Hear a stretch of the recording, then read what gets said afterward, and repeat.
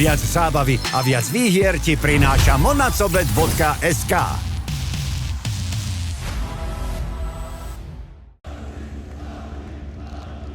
No, musím se přiznat, byl jsem lehce překvapen, že to bylo jednomyslné rozhodnutí rozhodčích. Osobně bych Čáňovi to třetí kolo asi i za tu snahu, i za ty sympatické roundkicky, i tu aktivitu a kontrolu asi bych mohl dal. Však to nevylučuje, to sa kľudne mohlo stať, ale keď sa všetci traja rozve zhodli, že prvé dve kola boli pre Gželáka a máš pravdu, tretie kolo, jasne, tak to bolo jednomyslne nie na kola, ale na rodovcov. Ano, jasně. Většinové rozhodnutí tedy. Býva split decision 2-1. Ano, přesně tak.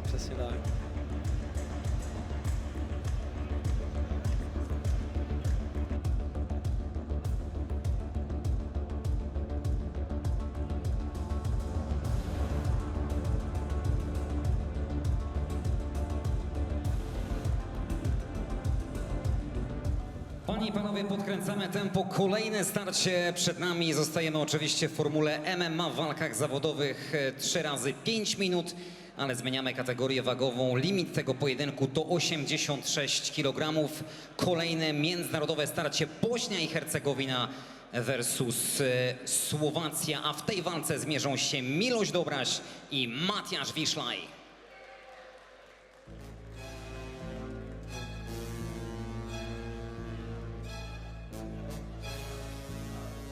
Let's get ready for Rumble!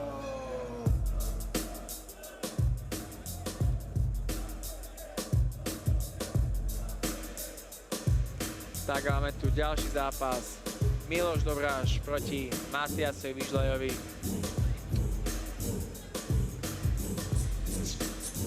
Podľa dostupných informácií Dobraš je z Ukrajiny a reprezentuje KBK Sokolač. No, uvidíme, jestli i tenhle ten duel bude opisovat scénář předchozího zápasu. Tentokrát jsme tedy ve vyšší váze, která je tedy vypsaná jako catchweight do 86 kg, ale z pohledu, řekněme, sázek to vypadá, že jasným favoritem je Matiaš Wiślaj, ale Miloš Dobraš taky tedy má zápornou bilanci 0-2. Ale může to být taky drsný chlapík, mnoho toho o něm nevíme a osobně se na tenhle duel dost těším. Tak už v predchádzajúcom zápase sme sa presvedčili, že záporná bilancia až nemusí nič znamenať, áno. A úplne kľudne zápasník s zápornou bilanciou môže poraziť favorita organizácie, alebo teda už veterána organizácie.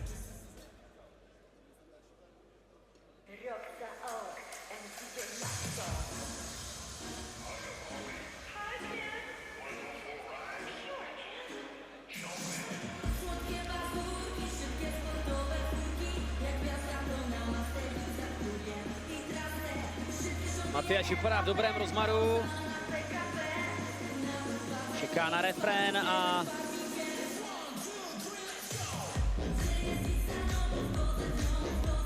jde si pro svůj 5. profesionální start. Matias je zvyknutý naozaj teda na veľkú fanúšikovskú základňu, na veľký kotol, najmä na východnom Slovensku, ale teda predstavil sa už aj pod poľskou organizáciou. Síce event sa konal vtedy v Čechách, ale teda má skúsenosti už aj z KSV, kde, ako som už spomínal, skôr porazil práve Komuenu.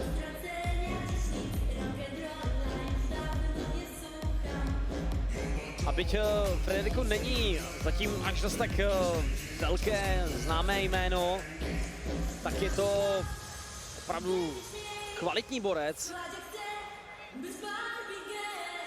Tak, presvedčili sme sa o tom najmä na predchádzajúcom evente, áno, kde musím povedať, že veľa ľudí mu neverilo, áno, veľa ľudí verilo práve v ten momentum toho Gaborovho návratu, jak to sám prezentoval, ale teda Federico ukázal, že nie, naozaj ten čas, čo ti ušiel, možno znamenal, že aj ušiel vlak, uvidíme. Je to hodně o tom mindsetu, já jsem se s Dominikem právě potkával, střídali jsme se na trénincích a od začátku říkal, že on ten zápas s Gáborem chce a že je přesvědčený o tom, že ho vyhraje a to se také stalo. Tak. No ale teda teraz už pozeráme na človeka, ktorý práve Dominika Komenu porazil a uvidíme, či si dnes pripíše ďalší cenný skalp na svoje konto.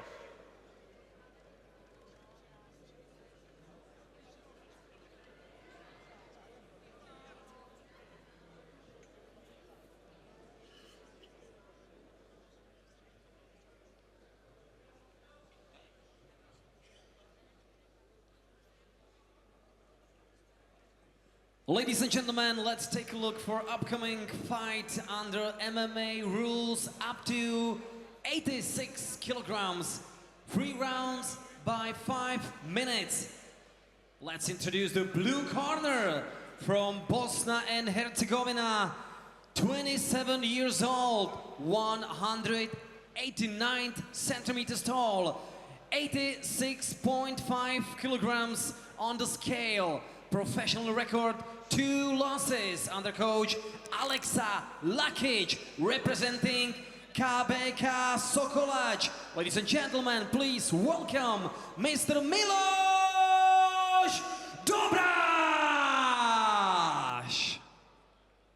And his opponent in the red corner for Slovak Republic, 29 years old, 183 centimeters tall, 85.8 kilograms on the scale, professional record, 3 wins, only 1 losses. Under coach Matúš Lines, representing MMA top team Košice, Slovak Giant Gym and the Slovak Republic, Matyáš Mešín Vyšľaj!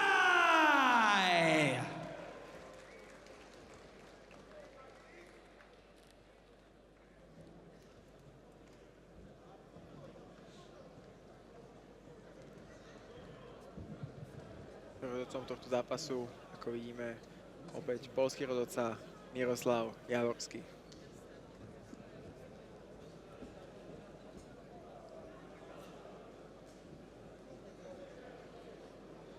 Všetci rozhodcovia sú pripravení, dvere sú zatvorené, podmienky na začatie zápasu sú splnené, tak poďme na to.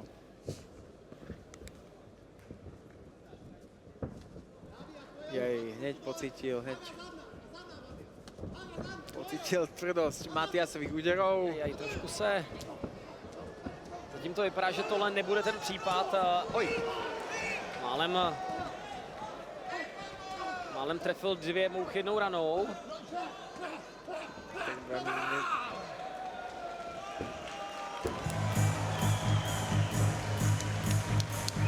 Tu nemôžeme hovoriť teda o nejakom atraktívnom ukončení. Bolo proste evidentné, že Miloš Dobraš nechcel až tak moc byť v tej klietke s Matyásom.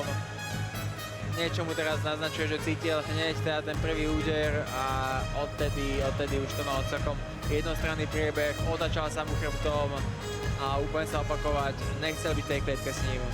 Je pravda, že i v tom postoji podle toho gardu nepůsobil příliš přesvědčivým dojmem ale to neznamená, že to nemusí být kvalitní zemář, ale zkrátka Matyáš mu vůbec nedovolil dostat se do tohoto zápasu a velice rychle si doběhl pro své 4. vítězství v rámci profesionální kariéry. Tak, to určite takú skúsenosti, aby naozaj zápasník nenazmetkoval, keď proti nemu stojí Matyáš Vyšľaj.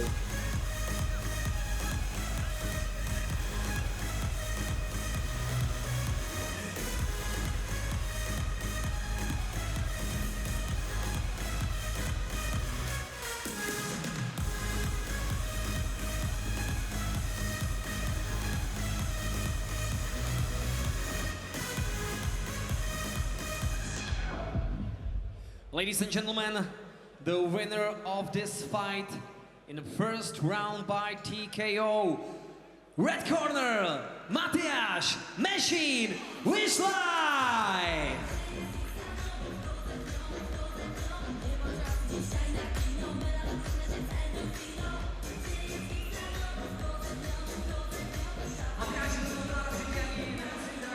Příliš času na vydýchání po zápase. Tohle to byla opravdu dokonalá blesková bouře. S čím si šel do tohle zápasu? Byl tohleto plán? Tak super bol, aký super bol. Nebol skúsený, ale tak bol to jediný super, ktorý zobral so mnou zápas. Čiže mu veľmi pekne ďakujem. A Polska, ďakujem bardzo!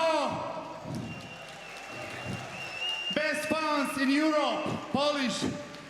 Thank you. Chcel by som ešte veľmi pekne poďakovať organizácii, že som sa tu mohol ukázať v Polsku, lebo v Polsku MMA to je brutál. Poliaci sú brutálni. Ďakujem veľmi pekne trénerom Juraj, Matúš, Dušan, môj barber, bez ktorého by to nešlo, všetky moji sponzori. Ďakujem svojej rodine, svojej žene, svojej malej dcerke a všetkým, ktorí ma podporujú. A hlavne ďakujem chalanom, ktorí prišli až z Košíc a zo Slovenska. Ďakujem.